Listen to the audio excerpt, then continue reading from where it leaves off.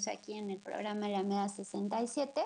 Vamos a abrir la discusión sobre el segundo tema que teníamos preparado para el día de hoy, que tiene que ver con la última reunión de la CELAC en Ecuador, que tenía como objetivo pues ir presentando la propuesta del presidente Guillermo Solís de Costa Rica, eh, en torno a la agenda que seguiría la CELAC hasta el 2020.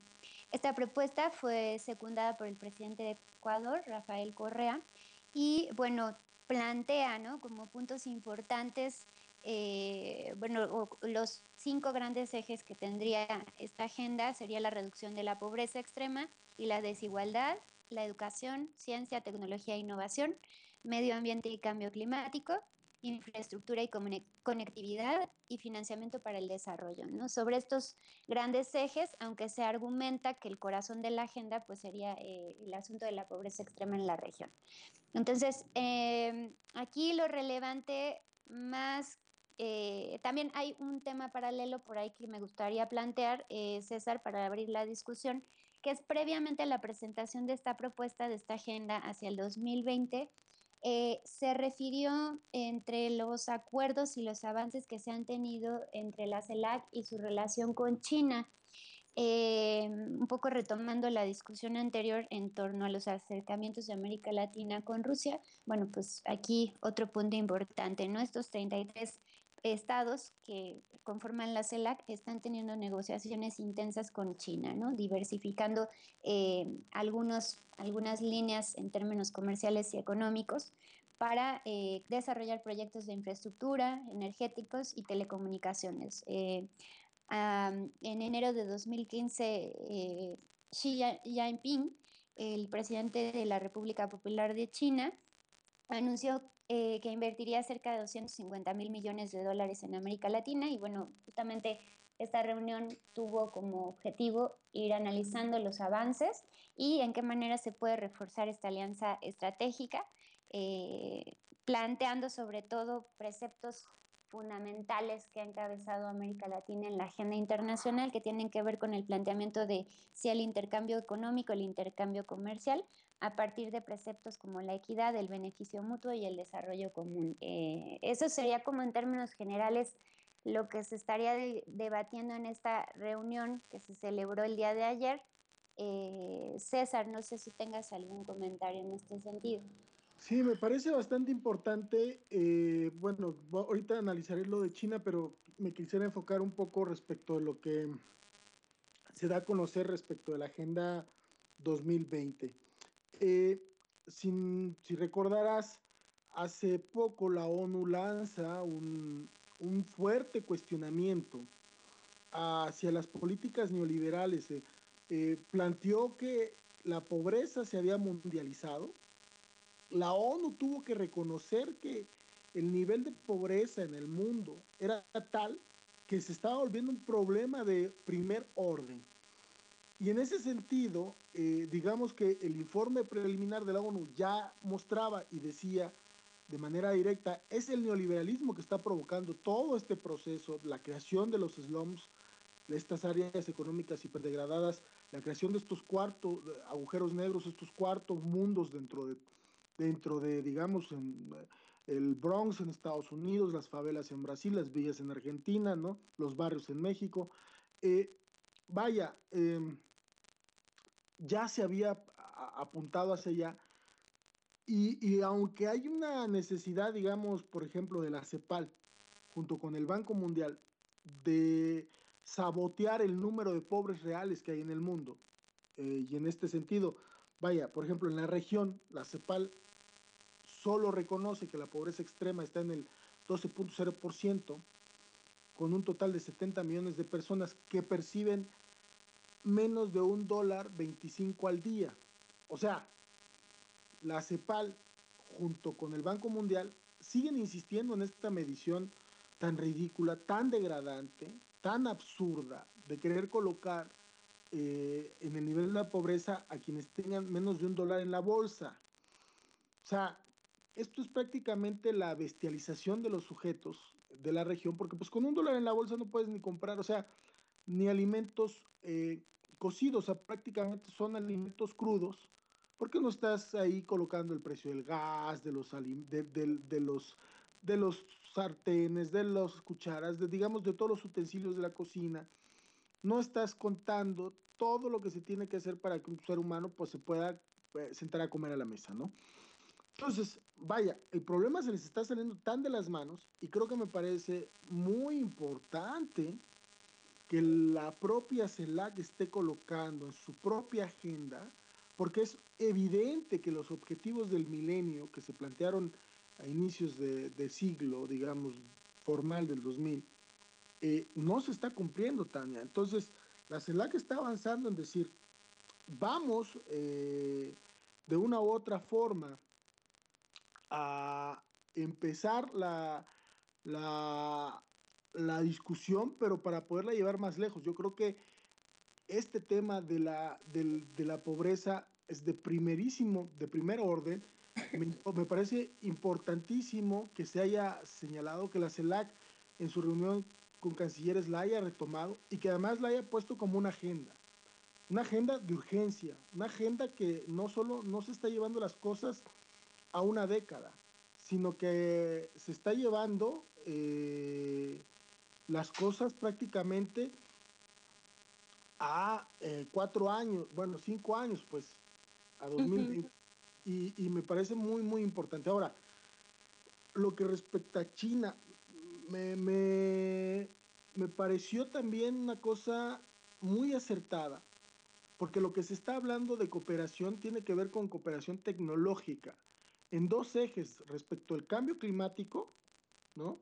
Ujú. Eh, bueno, y respecto también, o sea, la idea esta de colocar a China como un socio estratégico, no nada más como simple proveedor de materias primas que prácticamente México patéticamente se ha rendido ante el Tratado de Libre Comercio de América del Norte, sin ningún tipo de beneficio concreto, digamos, respecto a sectores estratégicos, como cuál me estoy refiriendo, el sector de la biodiversidad y, eh, y otro más, el sector de intercambio tecnológico.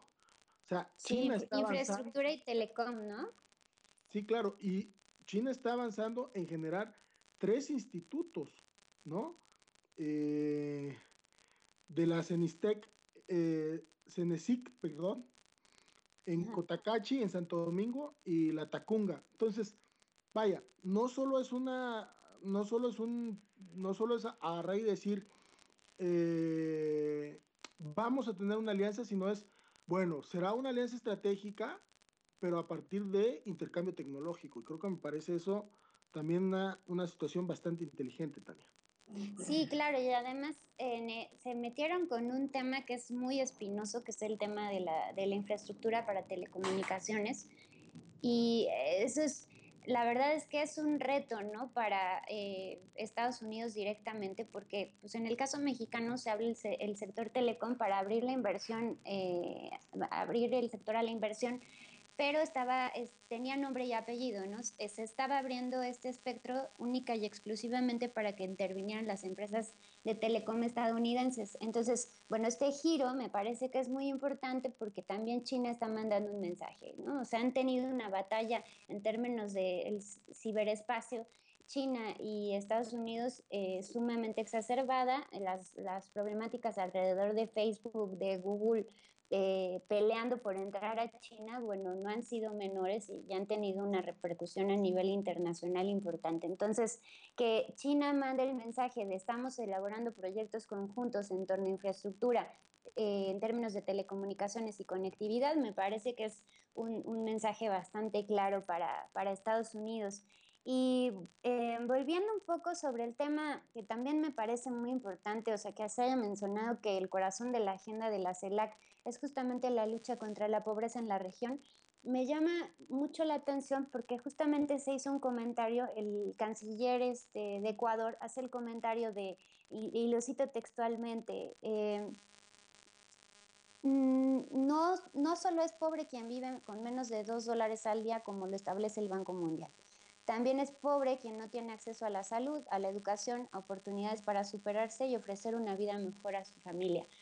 Es un redimensionamiento de la categoría de pobreza, porque justamente como señalas, pues no es un asunto solamente de cuánto recibe, ¿no? Cuánto tiene una persona para poder vivir, sino un asunto de tener acceso a la satisfacción de necesidades básicas. Ese mensaje, César, si te acuerdas, eh, Chávez en su momento, yo creo que fue pionero en América Latina en ese sentido. Fue muy claro, fue muy honesto cuando se le cuestionó en términos, en el contexto internacional, en torno a no que la revolución bolivariana iba a acabar con la pobreza en Venezuela. Y él aclaraba, en varias ocasiones lo aclaró y dijo, no, el mensaje no es ese. O sea, el mensaje es que nosotros logremos satisfacer una serie de servicios que son necesidades básicas, lo que no significa necesariamente que vamos a erradicar la pobreza, pero hay que digamos, empezar por alguna parte, ¿no?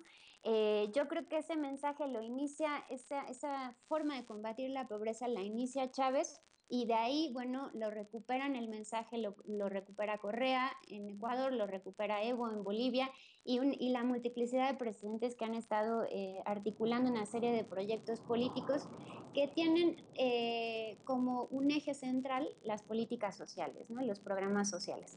Entonces, lo importante o lo que hay que destacar en la CELAC es que recupera estas agendas nacionales y la convierte en una estrategia regional. Yo creo que de esa manera se pueden dar pasos como mucho más importantes y mucho más concretos que esta serie de discurso que ha venido enarbolando Banco Mundial, la ONU, el Fondo Monetario Internacional, en torno a que su objetivo más importante es erradicar la pobreza, ¿no? Porque también hay una falta de reconocimiento de que en gran parte ellos fueron los responsables de exacerbar la brecha y la desigualdad a nivel internacional. Entonces, me parece que hay una negación ahí, ¿no? Es decir, no están reconociendo cuál ha sido el problema central del modelo económico que han estado promoviendo, César. Claro, sí, mira, a mí me parece interesante esta idea, esta última idea que colocas y con esto me despido. Eh, Vaya, por eso decía mi intervención al principio, la ONU tuvo que reconocer que fue el neoliberalismo, las políticas neoliberales dictadas desde la escuela de Chicago por Hayek y Friedman. La ONU tuvo que reconocer que esta política económica ha generado que la pobreza se mundialice y se ha generado un conflicto de orden global. Entonces, que la CELAC esté reconociendo que el problema se le está saliendo de las manos en la región y que justo en la época de la crisis, el colapso del neoliberalismo y esta crisis económica que estamos viviendo, estén generando nuevas políticas, pues sí es cierto, o sea, Chávez ya anunciaba que lo que importaba era que se tenían que desmantelar las políticas neoliberales y más bien aplicar políticas de protección salarial. Hay que recordar que pues, Maduro ha subido, ha vuelto a subir este 1 de mayo el salario en Venezuela. Cosa que no sucede, por ejemplo, en los países como México, en donde pues, esta política ultraconservadora respecto de la inflación no permite un manejo en donde el salario pueda dignificar y pueda avanzar, digamos, en desmontar el nivel de pobreza. Entonces, con eso me quedo, Tania, me parece correcto que justo esto ya nos anunciaban y que la CELAC completa tiene que entrar en esta nueva dinámica porque, uno, o sea, se ha demostrado que los países progresistas se están enfrentando de mejor manera a este conflicto y dos, porque el conflicto les está estallando en la cara, ¿no? Sí, así es, César. Sobre todo yo creo que más bien esta ha sido una problemática histórica y es de reconocer que los gobiernos de América Latina finalmente están tomando cartas en el asunto, ¿no? O sea que finalmente se está haciendo algo y eso yo creo que es algo que verdaderamente está generando un impacto, ¿no? Ya lo vemos en Cuba, ya lo vemos en Venezuela, ya lo vemos en Ecuador, ya lo vemos en Bolivia y bueno, seguir, y la lista podría continuar. Faltan algunos personajes importantes de Latinoamérica para incorporarse, como el caso de México y Colombia, Y bueno, el caso de Centroamérica, que bueno, tiene un panorama todavía mucho menos esperanzador, César. Con eso también me quedo. Cerramos. Por supuesto. Nos vamos a un corte musical. Regresamos.